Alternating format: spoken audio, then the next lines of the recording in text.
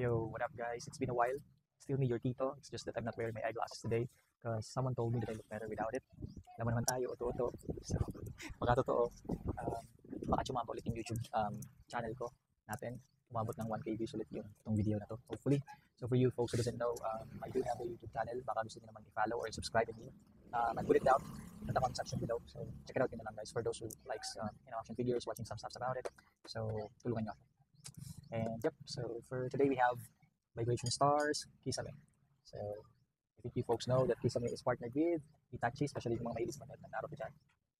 Naruto Shippuden art specifically. This is from Vibration Stars as well.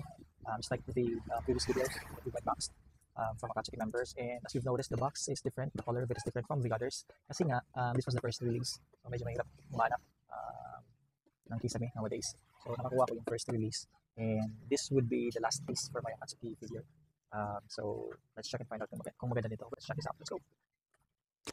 Okay, siya nga pala. This is MIB. They call this MIB, which is making box. Open na yung box niya. I mean, na-open na talaga siya kasi from Japan, ginagawa nila, ina-open na nila yung figure.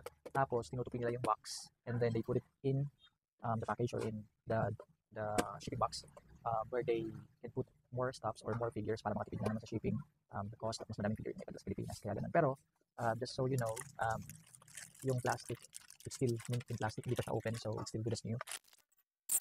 Wow. It looks good. Maganda yung pagkakagawa ng facial expression, yung face niya. Solid din. Detailed siya yung face. It really captures his shark-like appearance. Tignan nyo naman. You know, ganda.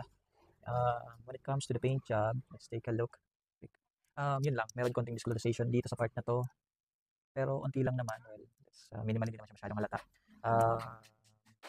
The sword, okay naman yung pagkakagawa kay Samihada. Medyo magaan lang talaga siya.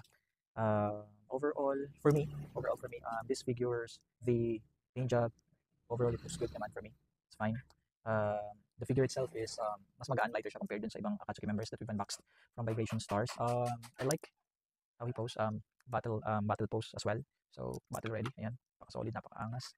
And I think this is 5 inches. Yeah, I'm not sure though, so let's say 5 to 6 inches. Yep, so here's a closer look para makita nyo naman kung anong itsura niya talaga. Ayan, take a peek guys, hope you enjoy. Ayan, yan. Kita naman siguro. Ayan. Magandang details din. Yun lang, yung sa paint job lang, medyo may konting discolorization. There you go. This is a musket figure, so if you're collecting all the members of Akatsuki, you need to look for this one. Medyo mahirap nga lang siyang hanapin nowadays. So hopefully makakita and makakuha din kayo. So yep, there you go. Let's go for the montage. Let's go.